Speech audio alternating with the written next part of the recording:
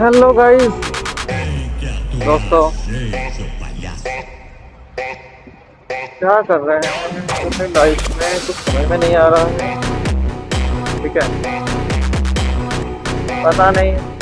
अरे यार, मैं वीडियो नहीं बना पाता यार डेली। पता नहीं क्यों, टाइम ही नहीं मिलता। समझ में नहीं आता टाइम। इतना इतना भी कहाँ से साला मैं बिजी हो जाता हूँ साला कि मैं एक वीडियो नहीं बना सकता साला।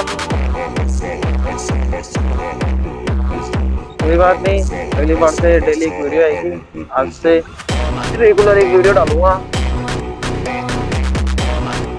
फिलहाल आपने देख रखा होगा, अगर कोटा में आप रहते हैं तो देखना ये कौन सी जगह है, किधर की तरफ है ये, मेरे को बताना। ठीक है, मिलते हैं फिर अगले वीडियो में, जितना फिर पूछूंगा ये कौन सी जगह है। ठीक है।